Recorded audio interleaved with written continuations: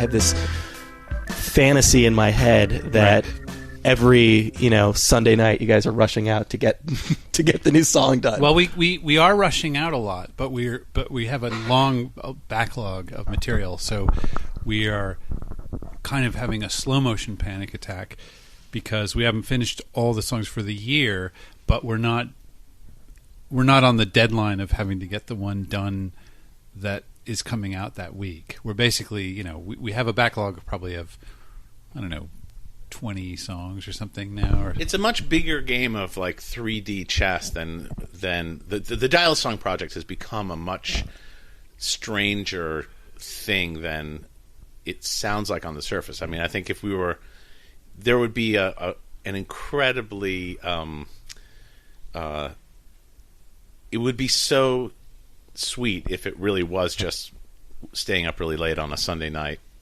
making sure that like we got a good song, doing the work. Right. Well, that was what the Homestar Runner guys used. They would work on deadline right up until the day when the every week their thing. Yeah, and in a way, I think we should figure out a way to actually do that at some point. But not quite in this format, because I think part of the thing, what's happening now is we actually do have enough material to finish out the year, but what we're really concerned about is improving the quality of the material that has yet to come out. So I think we want to get more songs in there that are of good high quality, so the sort of non-top shelf material can be pushed gently aside.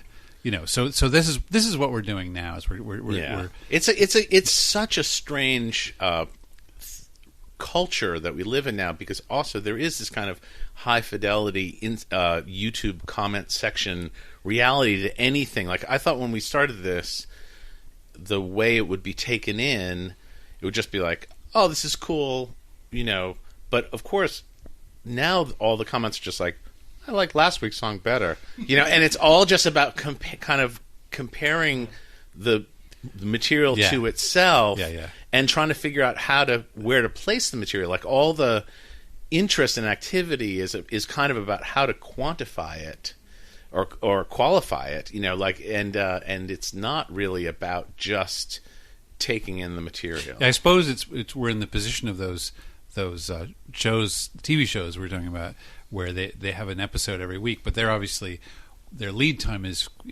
many months. It's a little bit. I mean, I assume it's a little bit different in this case. It's the lead time is a little less prolonged than if you guys have to put out an album of 18 songs. Yeah, right? we could fiddle around with it, but we have a buffer partly for our own peace of mind. We have a bunch of songs, we never put it right up to the line just because we'd have a heart attack, I think. Well, and also we have to deliver stuff to iTunes like 6 weeks in advance. Like, they can't just put it up.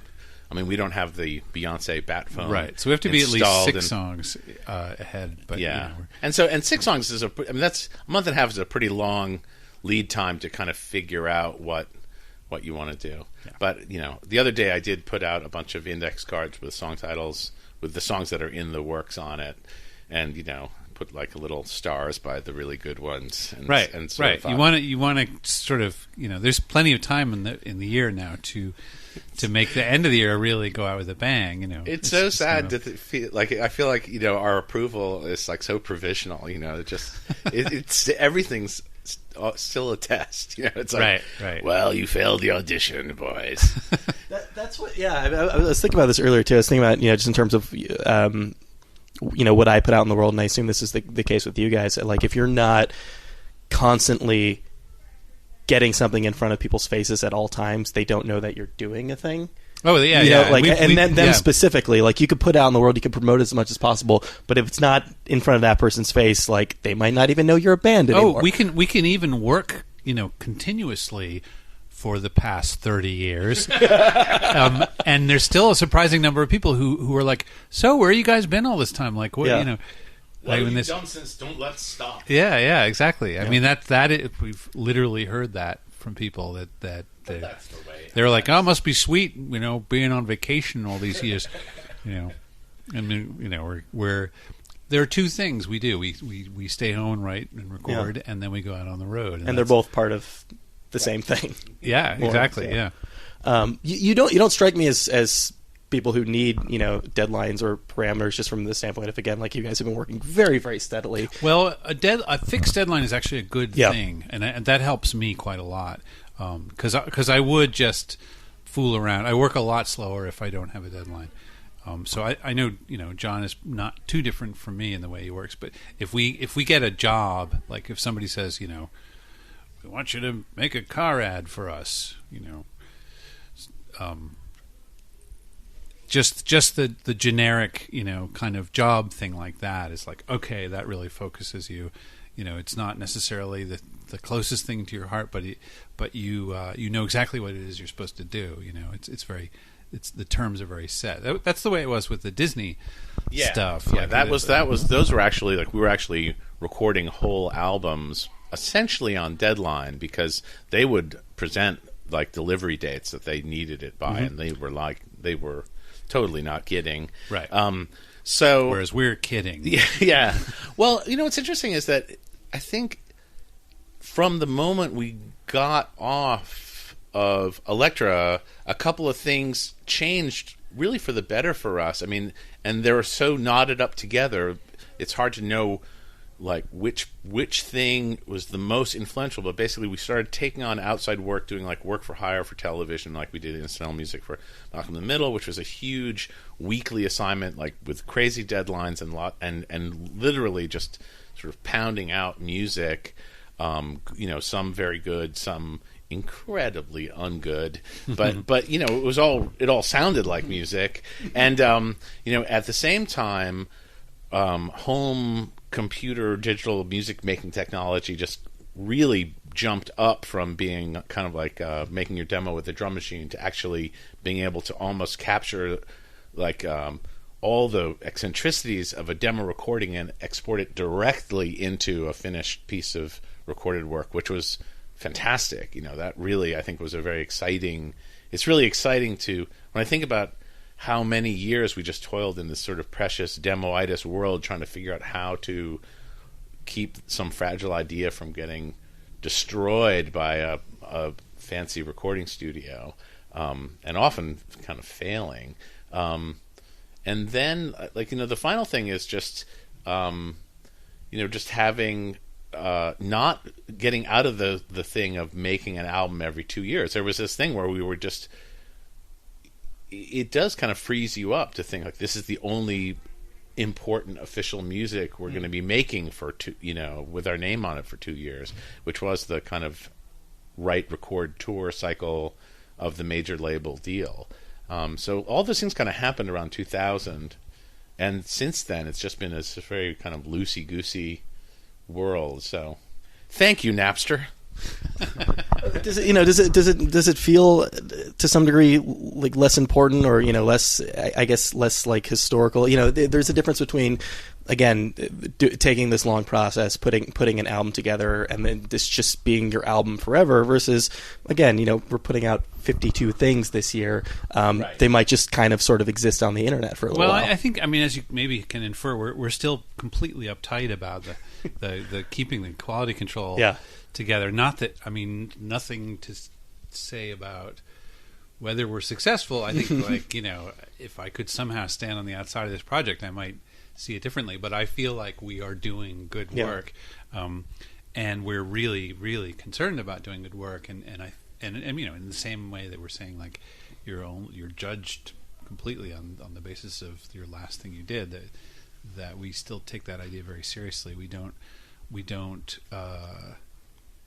The weird thing was actually, in some ways, when we started, I think we were probably more happy-go-lucky in certain ways, or we certainly were more rangy in the way that what was considered appropriate material for the project. I think now we're kind of like, oh no, it's got to be better than that. Was it? Was there sort of the perception of I guess in those days you guys figuring out what a They Might Be Giants song was versus now? Like it's, obviously they all sound different, but it's clear. I hate to think that we've narrowed. Yeah. But I think we do have a sense of that it has to be of a certain quality because we know people are listening. Maybe that's the main difference. That we're very aware that there is still an audience. And we want to keep them interested. I was talking to somebody about this recently. Actually, the guy who hosts the Moth podcast was trying to find the name of the track where the two people call into dial a song and just. I mean, is that something? Do you feel like that could exist now on a They Might Be Giants record? I see. Where they're trying to figure out like what the hell is going on in this thing they call. I hope that we can find something else as good as that. To put on a record. That was a high watermark for us. But and it certainly wouldn't be disqualified on the basis of too fucked up. I mean, it's really a wonderful recording. I don't know. There was a few years ago. We did a sound check where you ended up doing like an improvisational song that was like 8 minutes long called "Somebody Took My Eyeball." Oh yeah, it was really sad that we actually never had the only versions of it that exist. There's not the actual original thing, which was really like it was as weird as anything I've ever heard. Right, does not exist in the world, which made me very sad. But there's some high watermarks of sort of I mean, what do you call that kind of material? Exceptional, asterisks material. Right. You have to put an asterisk by it. Right. It was on steroids. Well, I think that track, the track with the people calling in, didn't have a name. It's just the number on the Untitled. Yeah, it was number 13. It was track number 13. Yeah, on the compilation thing. But yeah, it's crazy. Next question. It seems in a way like it's sort of almost taking a baby step toward the instant delivery that a lot of people are doing. That you're still running it through the machine that you've developed. Oh yeah, it is the philosophy of dial-a-song that has driven this. Yeah, I mean, in some ways, it's at the core of everything we've ever done. But now we're kind of explicitly saying like, this is who we are. This is the philosophy of the band. Is like, what is suggested by the original dial-a-song, where you call up a phone number and listen to a song. Yeah. What is everything that implies? Yeah, but what is the what the hell was that? Two? There's the name. There's the sort of the regularity of it. This is what I think. This is what it suggests to me. Yeah. Number one, you have this direct relationship to the music. Like it's something that's happening. Somebody's making this music, and you're kind of tunneling in to get it, and it's not being, dial-a-song didn't have any intermediary. Like it was just, it was like the idea of like you chip through the cave wall, and there's another cave, and there's some weirdo in the other cave. Yeah. But it's also like it's not broadcast, it's not curated, right. it's not presented by. And I think one thing that was very different about doing something like that in the 80s was that the entire world was broadcast, curated by, and the gatekeepers were standing ever vigil. Now we live in a world where it's just like a thousand noisemakers coming at you. So it's a little bit with all the chaos around, it's hard to feel right. like that's a refreshing idea, because at this point it's culture seems just like is a lot more like panhandling and a lot less like culture. Yeah, that's true. I mean, in a way, there's plenty of stuff like dial-a-song in the world. So, but I think we that doesn't make it any less interesting for us. I think we still feel like that's an attitude that you can have about your music, is that it's just something to put out there and not to sort of market in some I mean, the crazy thing is that we do market ourselves. We are absolutely in the world of commercial music production, and yet I think we are sort of in some fundamental way, we kind of like the idea that this is just like some like bedroom tape recorder project that is still going, that wasn't really intended to get a record deal out of. Yeah. This is something that I've been thinking about a lot as it pertains to podcasting for obvious reasons. But I think a lot of people are doing really exciting things in that medium. But the one thing that is really, I don't want to say impossible, but that nobody's really captured about radio, that is what drew me to the medium in the first place. Was this, I was a DJ for a while, and I had a late night show, and I used to drive around. And the example that I always use, because I was hooked for years, is the Art Bell show. Oh yeah. And just the idea of just flipping through the AM dial, and then this thing, you don't know what it is, you have no context for it, you don't know if you're ever going to hear it again. Right. And that's something that maybe doesn't really exist on the internet. That's totally what Art Bell was. And the great thing was, not only was Art Bell a UFO, but once you knew about him, his callers were even more like that. They were who the hell were they? They were just like, somebody. I mean, occasionally I guess he'd recognize somebody who'd called before. He's like, oh hey, Eddie, But they all had these mutually exclusive conspiracy theories or sort of UFO theories that. And Art Bell's thing was he was sort of like the air traffic controller for all the UFOs. I went back. I had a. Are you guys familiar with Night Vale, the podcast? Yeah. We talked about this on a recent episode, so I went back and listened to it, and he had a open line for time travelers specifically to call in. Yeah. Very good. Well, I want to circle back to Art Bell in just a second, but what you were saying about hearing Art Bell for the first time reminded me very much. Of an experience I had in the halcyon days of They Might Be Giants. I was driving Chet Grant of the Jickets El Camino through the Lower East Side, which in the early 1980s, mid 1980s, probably doing a show at I don't know why I was driving his car, but I was picking up something for the show. Right.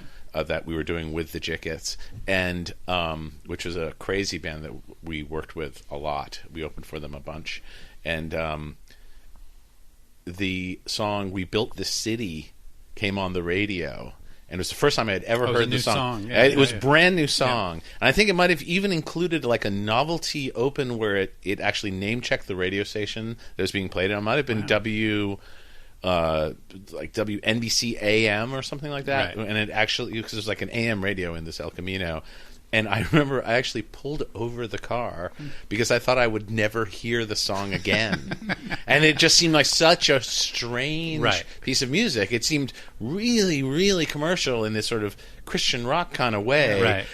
But also just epically unbelievable, and just so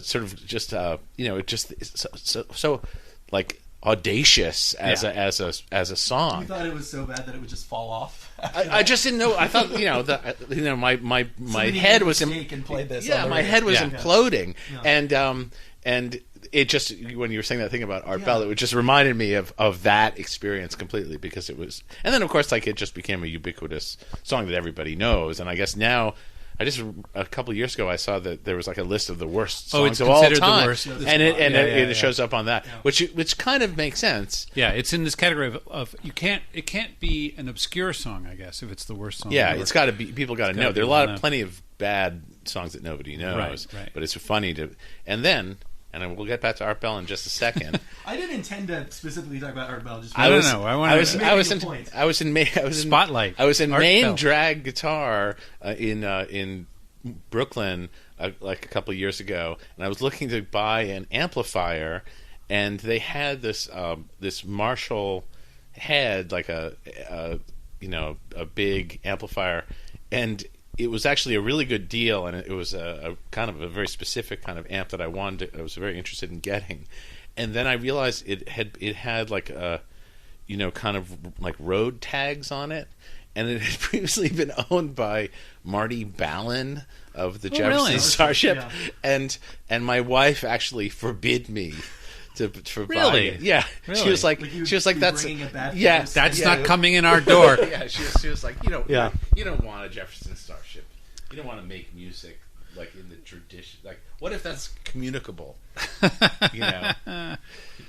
Oh, but yeah, I mean, that was I don't know if you wanted to add to the Art Bell thing, but that was sort of my roundabout way of just saying. I mean, it sounds like, because that I think was one of the things that was exciting about Dial-A-Song in the first place. I think we've had that experience over and over again. The Art Bell of music. Well, I don't mean just about us, but I mean stuff that we like is often that thing where, and this is what I wanted to say about Dial-A-Song, is that we're not something that's being we can be your private discovery, like that. That's sort of the. I mean, I don't know whether that's being successfly put forward by Dial a Song, but that was also the idea of Dial a Song, that you explore, Gloria, woman just randomly calling numbers to find out what the hell it is, stumble on this thing, and you get to have this exciting experience of being like, I might be the only person who even knows about this, kind of experience. Is that it's something again, like is so hard to create now, especially. I mean, YouTube. You see every single person who's looked at it, and they're all making comments. So the idea that it's just sort of a one-off. I mean, probably it doesn't really make sense from a fiscal standpoint, anyway. From the point you guys are, in some ways, even when it says 1 billion views on YouTube, if you're just reading some of the comments, it sort of feels like it's not that many people who are commenting at any given time. So it has a certain intimacy anyway, like just in that little crowd of people who are in that day's comments, So I mean, I think that functions in a similar way. Yeah, I mean, I think that's it's probably a large part of the reason why you guys have had such a loyal fan base is this this idea that you get to a certain level, but you can still just belong to them, versus Yes, we are your band.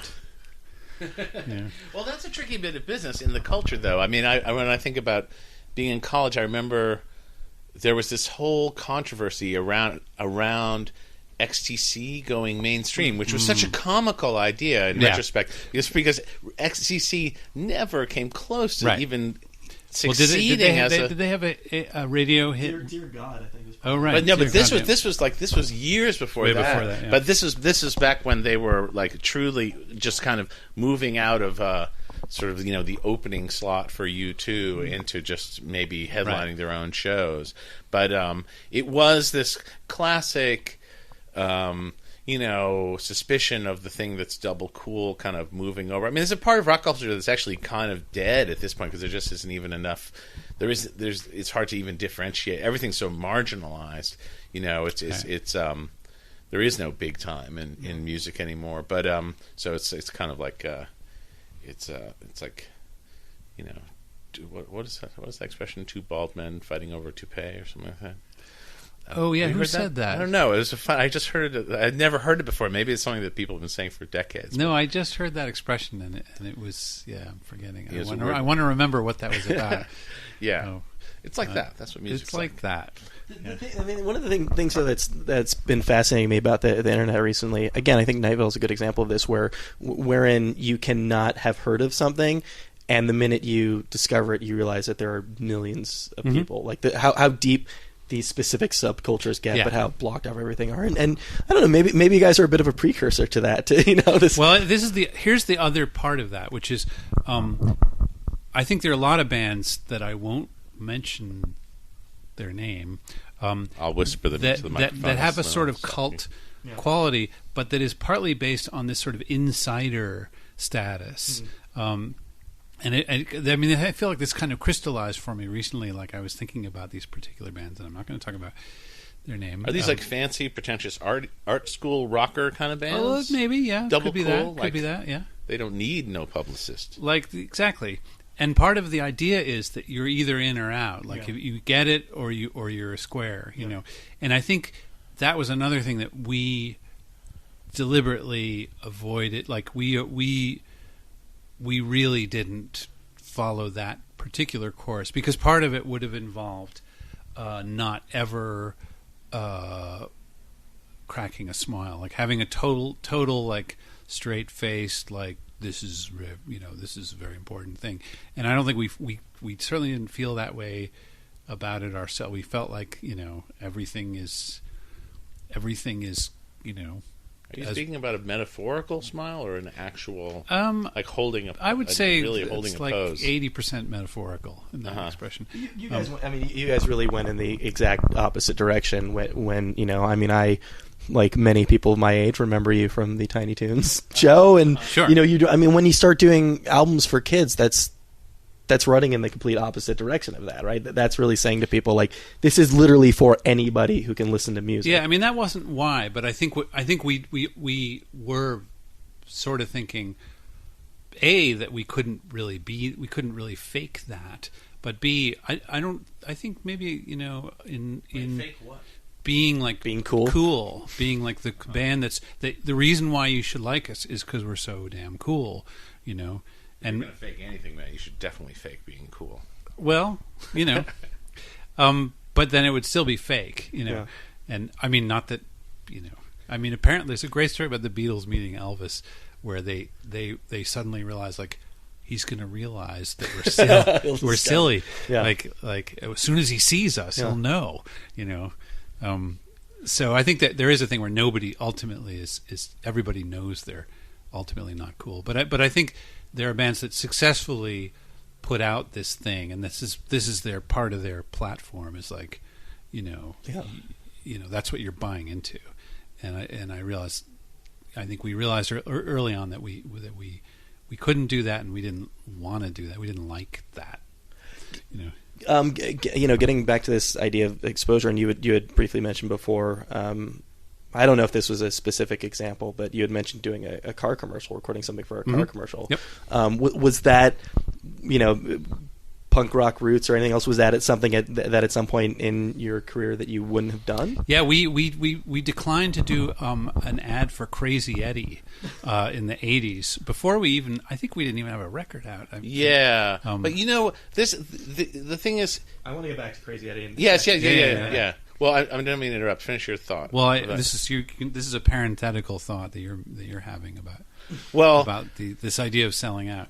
Right? Well, the thing is, we have been doing this for so long that the idea that we walked into our careers with, like the preset about songs being placed in various ways, has shifted so much, not only in the culture, but I think for us, and there are a bunch of specific things that have happened, and I think we're just an active band in the world, and we get things get sort of thrust upon us, and we have to respond to it whether we want to or not, whether it makes us feel comfortable or not. And I think one thing I've noticed is that we are much more comfortable with the idea of creating something new for any project. When the people call up and say, like, we want you to do a theme for like a cable TV show, and it's called Amazing Vacation Homes, and you're just like, oh sure, that seems interesting, whatever. It's just like another kind of small creative challenge, and that is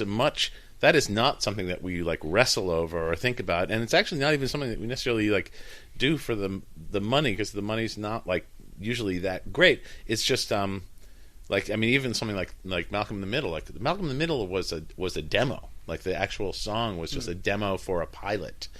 So that was not something that we're like going like, oh, this is going to be, this will be a real career shifting. Right, better do a good job. Yeah, so it was just like, it was just kind of a casual thing. But the idea that of making another thing is kind of interesting to us. And I think making a song that's going to be on TV seems kind of fun. Like that actually, I don't think we're so neurotic or like controlling that we feel like, oh, people will misunderstand the context. It's just like, no, it's just a way to do stuff. I think what's interesting is that it's actually having our songs, like songs that already exist, being placed inside other sort of nested inside other bits of culture, is actually something that causes us a lot more anxiety, because I feel like that's where we're actually kind of losing control of the spin of what's happening. Right. Like, we don't want to be recontextualized. Like we like being part of making the context of the thing. Like even if that thing's a TV show that other people are putting together, it's like there's something kind of, you're still in the sort of this creative enterprise, whereas having some like movie, some teenage movie just kind of grab your song and like, you become the hood ornament, and then you're associated with that, basically. Yeah, and that's so. It's like actually, it's the appropriation part, which is probably a better industry to be in anyway. Like we're so bad at this. Like like nobody's excited about making incidental music for television shows. But for some reason we've been we're just drawn to the small time stuff. It seems to get back to what we were talking about at the beginning. This idea of of needing parameters, needing to know what you're building in order to actually set out to build something, right, and not just sort of stare at a blank sheet of paper or whatever. Is that is that part of what's driven in the past, or what got you guys into making an album for kids or making these sort of like themed sets of music? I think that it changed over time, because in the very beginning we had way too little of a brand to already be repurposing it or recontextualizing it. It was like we were trying to identify ourselves early on. This is the reason I brought up the Crazy Eddie thing was we were invited. A lot of people who are old enough might remember from New York this particular guy who sold stereo equipment, and I guess the guy who was the announcer wasn't Crazy Eddie, but everyone had the impression that he was. He was screaming at the camera, and he had a super wide angle lens on him, and he was just. He might have even said, "I'm Crazy Eddie" at some point. He referred to Crazy Eddie in the third person. Okay, did he? Okay, he's insane. Yeah. So we were asked, so I don't know where this came from, but we were invited to do a theme for Crazy Eddie, and what's so weird is like nowadays that would be like, oh yeah, that would be kind of an interesting job. Like Crazy Eddie seems a lot cooler now than it did at the time. At the time it was like an impressive thing. Everybody had to sit through these commercials. They were on all the time, and we were completely unknown. So I think, as far as we were concerned, it was just like, oh, we're going to be just the irritating soundtrack to this guy. It would be like being the soundtrack to like the Trivago. Is that what it's called? The guy with the belt and the that's exactly. such a weird commercial. That would have been the ultimate, though. Again, like Trivago, call us. Right. You got ideas. but that would be the ultimate, of being this thing that just sort of existed very briefly. That everybody who saw it in the 70s or 80s, knew that song that you created, and now it's just not around anymore. We'd be boasting about it now. If we had done it, we'd be like, yeah, we did. Remember that? That was us. Right, but but at the time, also the whole. When you think about, I guess it's really just the effect of that the Beatles had over the commercialization of music, or the kind of the crossing of music into popular things, because that was really considered. I don't think it was until like the Red Hot Chili Peppers did like a Nike ad or something. Yep. There were some very serious walls kicked down in like the mid 80s, late 80s that we were not just generationally, like we're stuck like in the Black Sabbath era, just going like, I don't know, man, it seems kind of uncool. It's just like we just couldn't get our heads around the idea of having our songs placed. Right.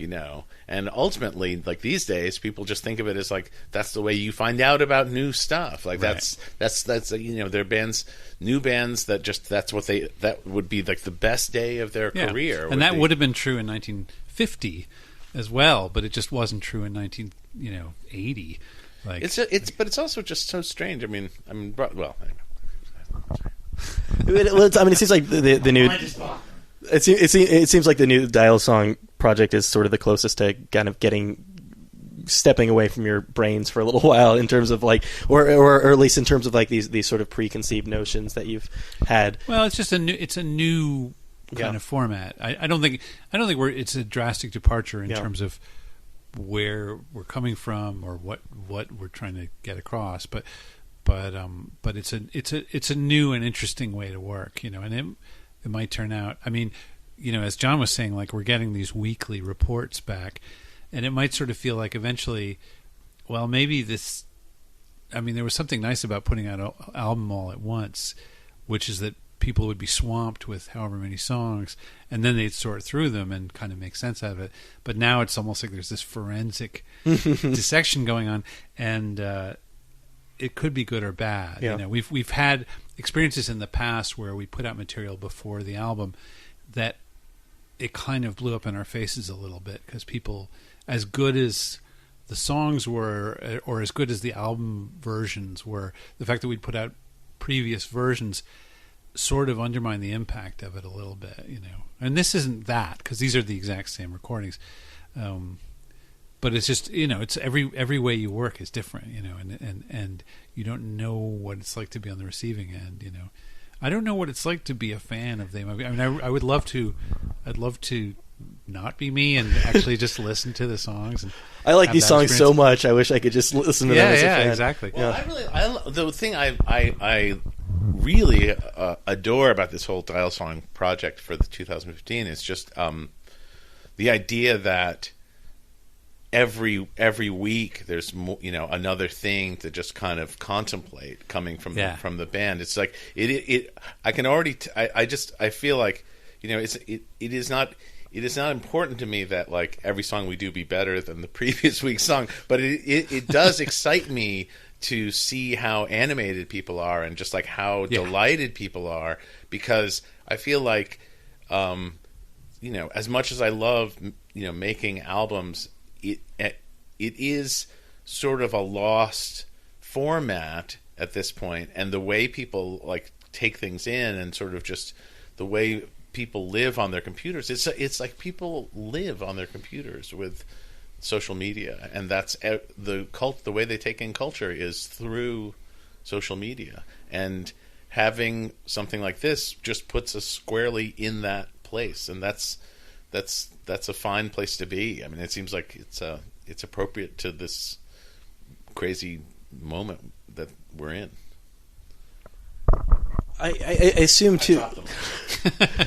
I assume that in some ways, certainly not in others, but in some ways, that being in a band is like any other job or like any relationship where you need to spice things up from time to time, right? I mean, especially it's like being in a relationship that's a job. We've all been there. Prostitute. It's the oldest profession. Oldest profession. Yeah. But I guess for us, and I know you guys have both done some other projects on the sides, but you guys are constantly coming back to this. Mm-hmm. And that's always been the most amazing thing to me is and it seems like I'm sure that somewhere in there you guys have taken somewhat of a break at some point, but it just seems to have been this pretty. No, okay. The school holidays are okay. Go off and travel. Bank travel holidays somewhere, and yeah. Bank holidays. Yeah, those are great. Finish your question. What's yours?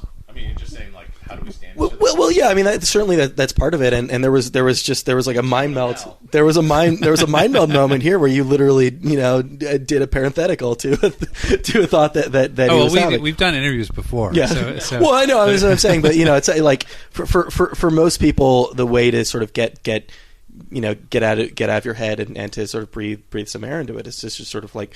Go out and just work with somebody else entirely on something else completely different. Yeah. Well, we pretty much mostly work together. I don't I mean we write songs individually, but it's all for this project. We had a period in the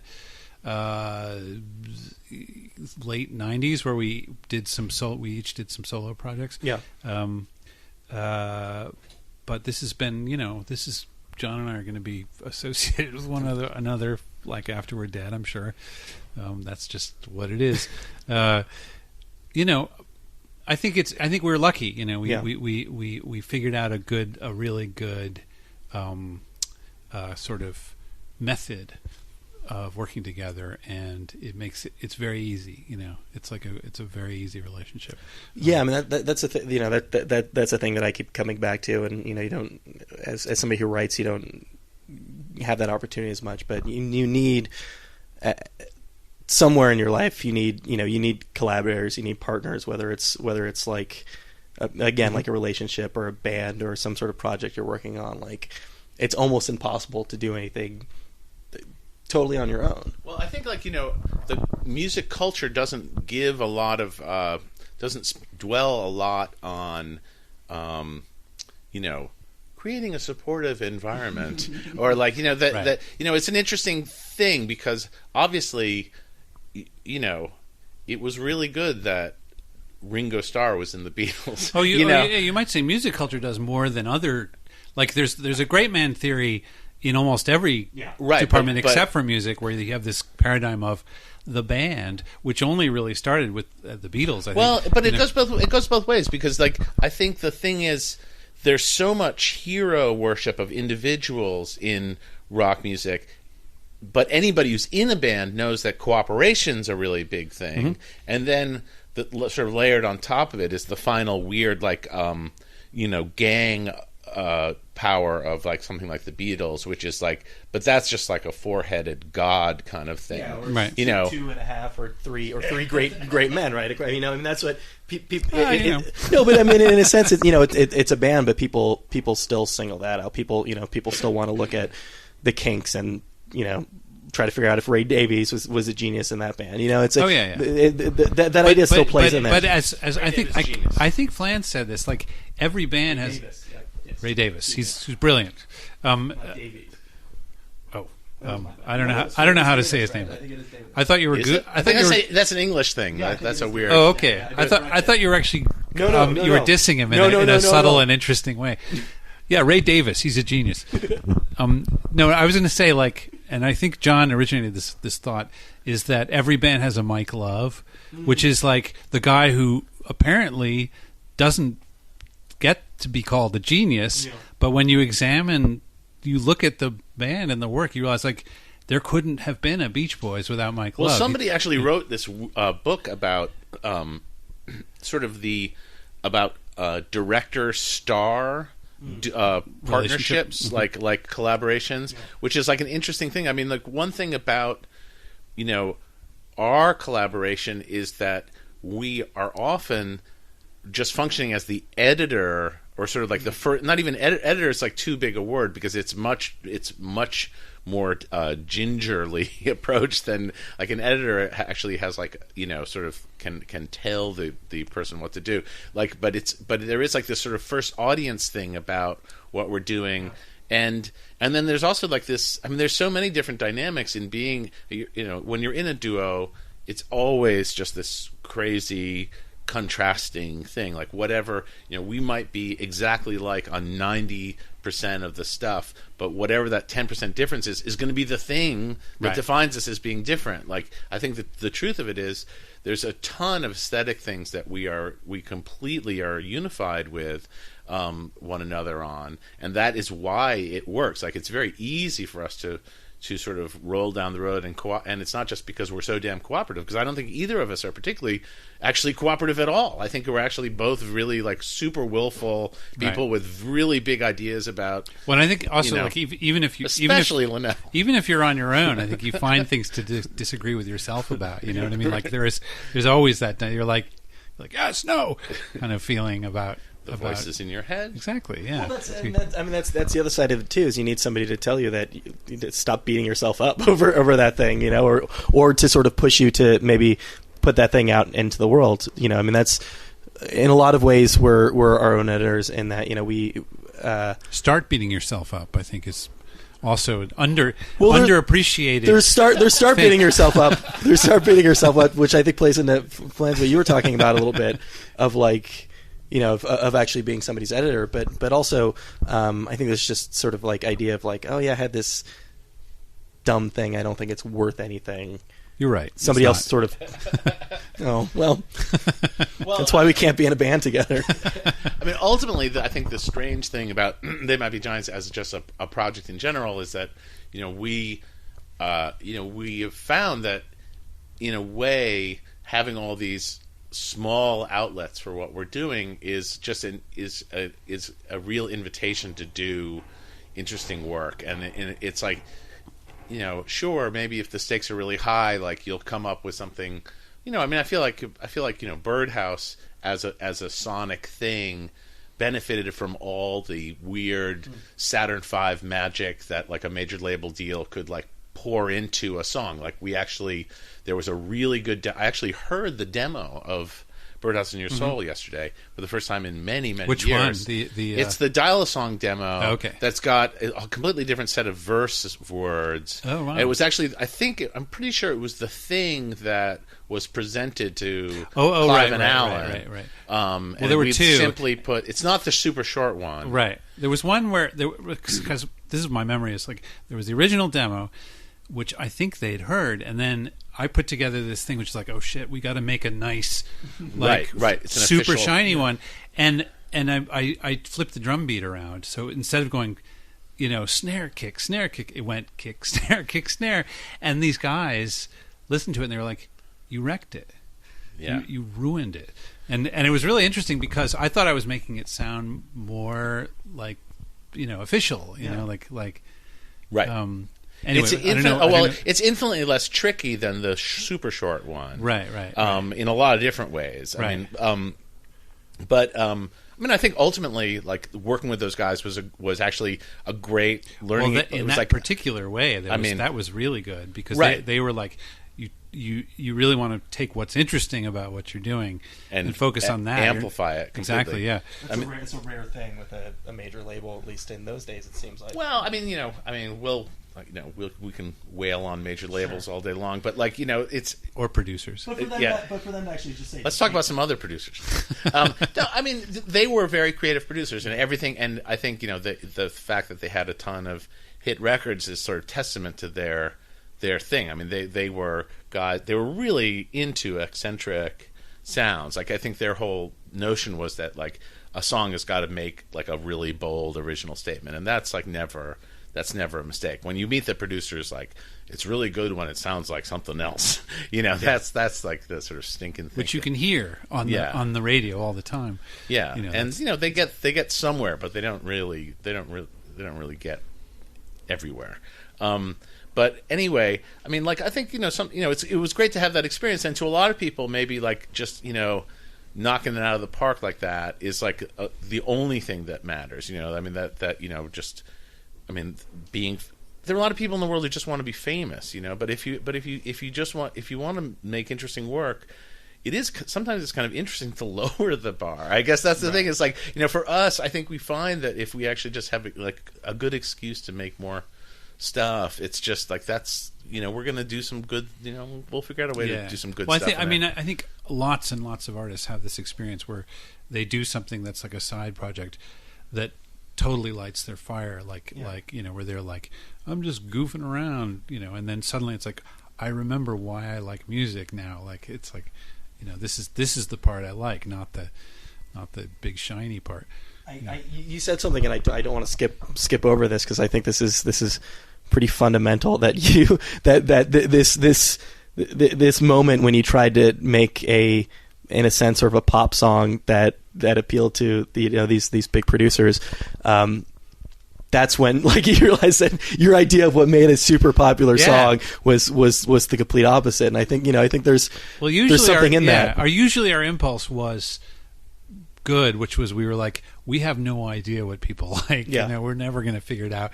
We're just going to do the thing we like, and if somebody likes that, then that's the best situation we could be in, rather than do something, second guess other people, but be successful for some reason, and then be stuck doing that. What a nightmare.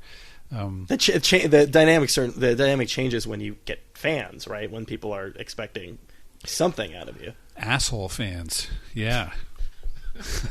That would change the dynamic.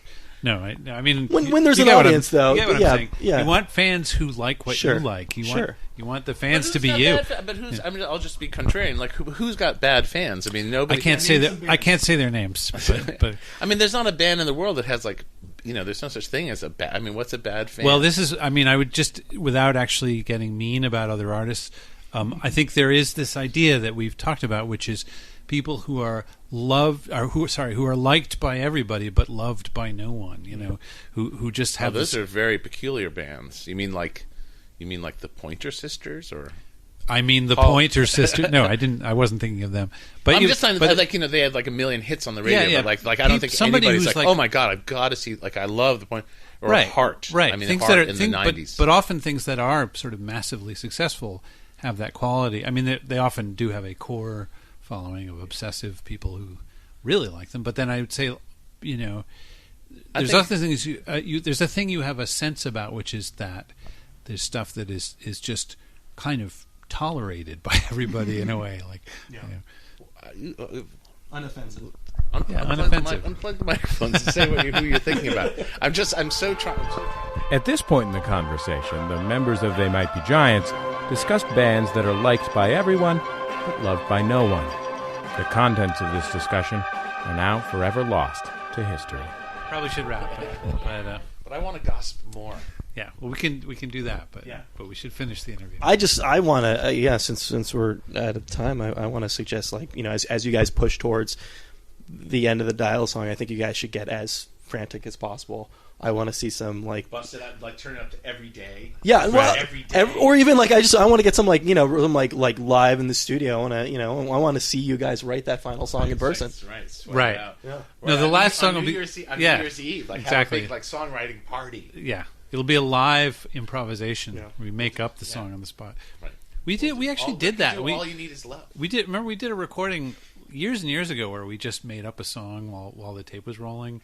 I'm surprised we haven't done more of that. That was actually really a fun. Do you feel like just like after doing this for 30 years that you've done everything at this point? That like I could mention some crazy luckily idea. We're forgetful, so we can do it again. No, there's much more to be done. There you go. That was episode 100. RAYL, John Flansburgh, John Linnell. They Might Be Giants. Thank you so much to them for taking the time to do that. I know that they're extremely busy.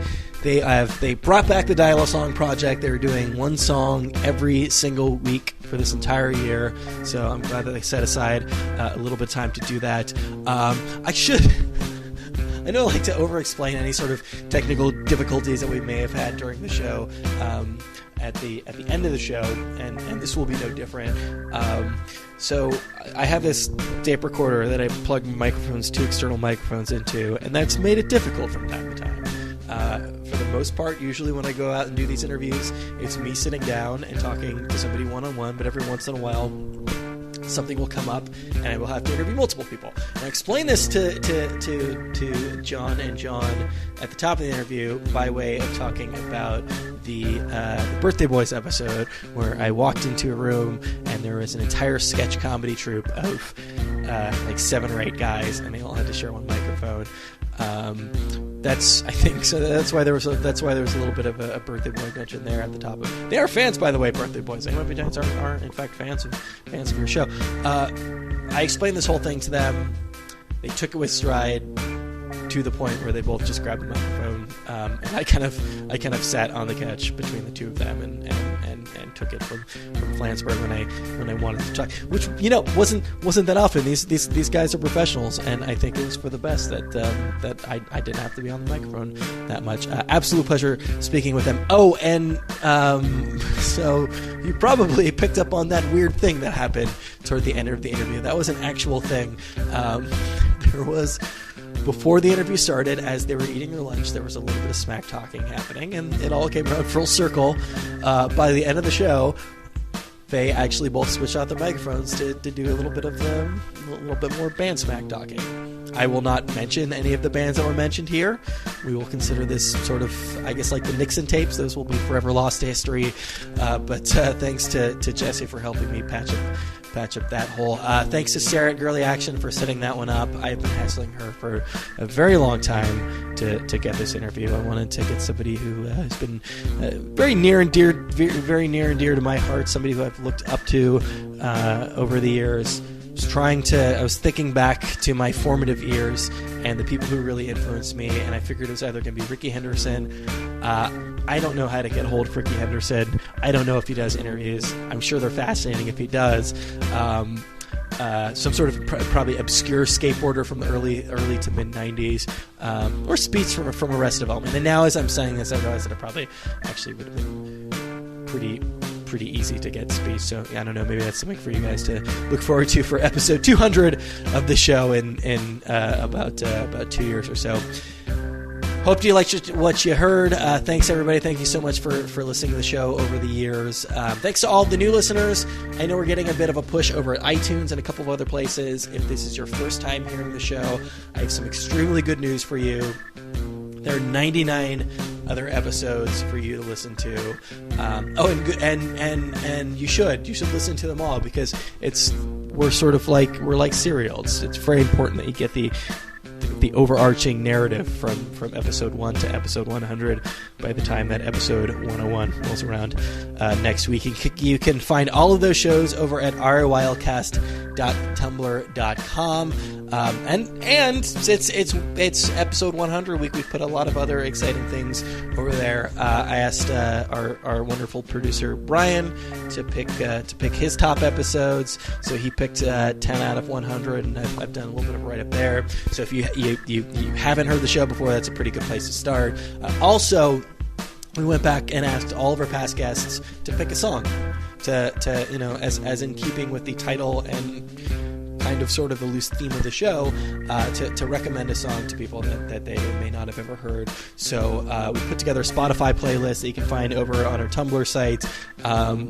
It is it's as when you really think about it, it's, as you expect, it's a completely insane thing to listen to. There are a lot of really good songs in there. There's some kind of weird ones, and taken all together, it's probably one of the most dissonant and aesthetically inconsistent things that you've ever heard in your entire life. So definitely worth checking out over there. Episode 99 just went up.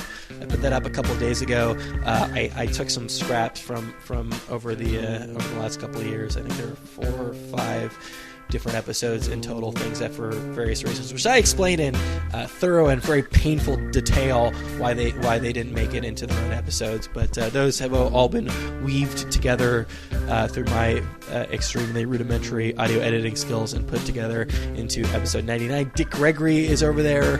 The Black Lips are over there. A lot of other fun things. So check that out. As I mentioned, Brian, thanks as always to Brian for editing this thing together. Thanks to Box Brown for doing the logo for the show way back when. Thanks to Mark and everybody at the Boing Boing Podcast Network for their help over the years. Thanks to Geneva for helping us start out in the beginning. Thanks to you guys for listening. If you have any feedback, it's raiwildcast@gmail.com. Don't forget to rate us over at iTunes. Like us on Facebook. That's a thing that you can do now. So many different... We don't ask for money yet. Maybe someday we will. In the meantime, there are a lot of other free ways that you can show us that you like the show. If you did like it, good news. We haven't been canceled by iTunes. I don't know that iTunes actually has the authority to cancel anybody. Until we figure that out, though, we will continue to be back just about this time next week with another episode of RAYL.